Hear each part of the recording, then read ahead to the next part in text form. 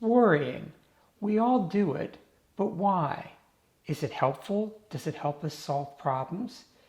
If you'd like to learn how to worry less and live more, stick around and I'll show you how. Now is always the time to start making positive changes in your life.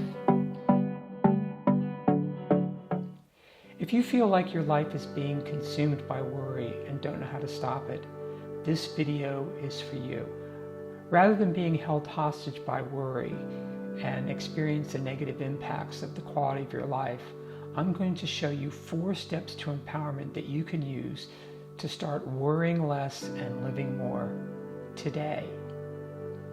Dr. Donna Leigh Bliss here. With over 30 years of clinical experience as a social worker, I've worked with many clients who come to therapy because of problems with incessant worrying. So I understand how worrying can just eat away at the quality of somebody's life.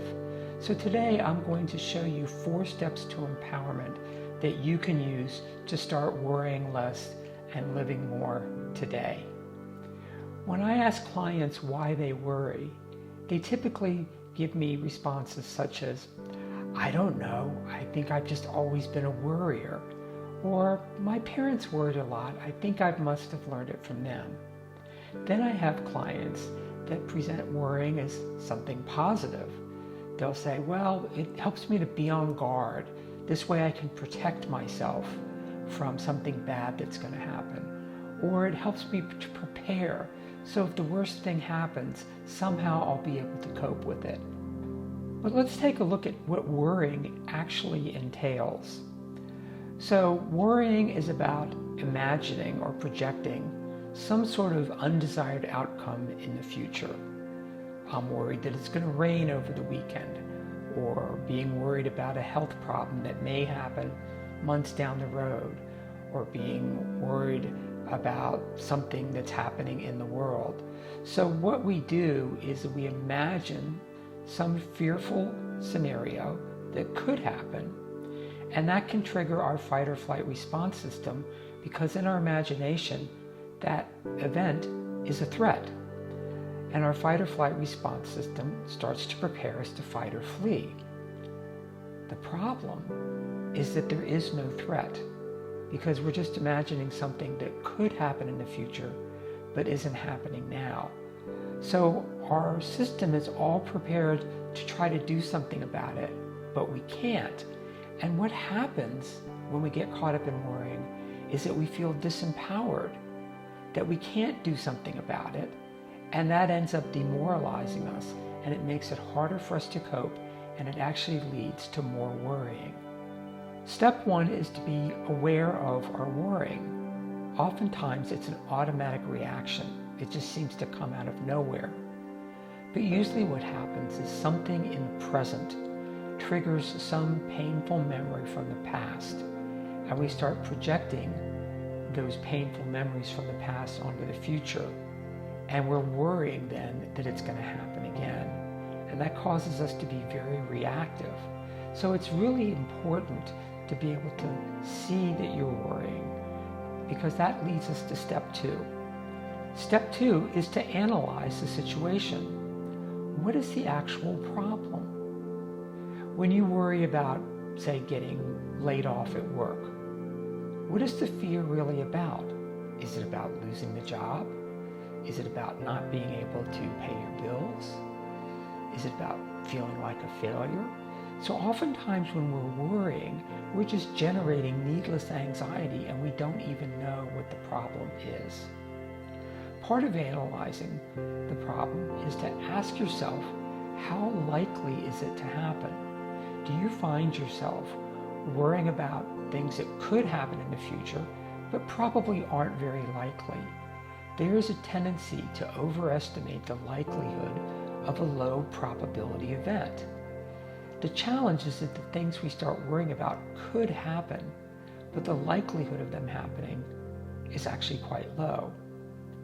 When you're analyzing the problem, ask yourself, what is the worst that could actually happen? So when I do this exercise with clients, I have one client that we talk about, she's afraid that she's going to lose her job, okay? Well, what happens if you lose the job? She'd say, well, I'm going to be upset. I'd ask her, well, are you going to be homeless? No. Will you be able to pay for your electricity? Yes. Will you have food? Yes. Do you have other resources that you can use? Yes. And as we're doing this, she starts to realize that she actually can cope with the worst case scenario. And so analyzing worry is very, very important because we want to feel empowered, not feel like we're victimized by it. And so when we look at the worst case scenario, then the last part is to say, if that did happen, because it could, would I be able to cope? If there was nothing I could do about it, could I still live with it and move on with my life? And most of the time, the answer is yes. Step 3 is to ask yourself, what can you do about the situation today? So let's assume that you're imagining in a couple weeks you have to give a presentation at work. And you just get paralyzed with fear because you're imagining you're going to be standing up in front of everybody, stumbling over your words. People are going to think you're stupid. And just the thought of it makes you want to run away. Of course, the reality is that presentation isn't happening now, but you're acting as if it is. So ask yourself, even though that situation isn't happening now, what can you do today? And I mean literally today, this very day, about it. And it may be, well, I can practice talking in front of a mirror, or I can do a little bit more homework so that I feel more confident in the material. And so shifting our focus to what we can do in the present 24 hours is one of the most important things we can do with some situation that we're worrying about.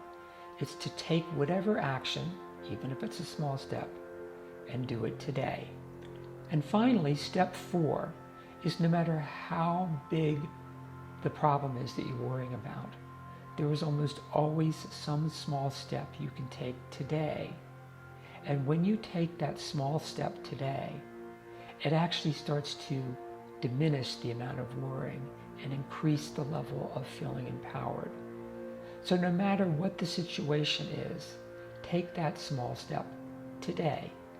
And that small step will lead to another step and another step.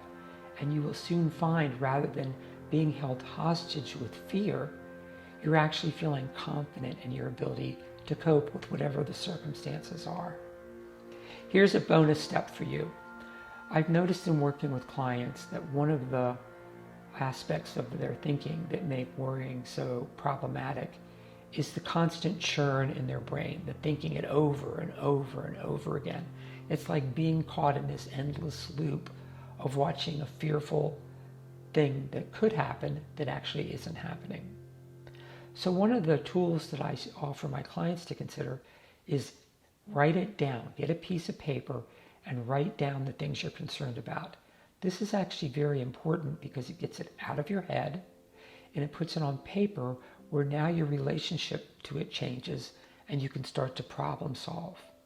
And so I'll work with clients in doing that, and they tell me how almost immediately the worrying stops and they start feeling more confident in their ability to cope.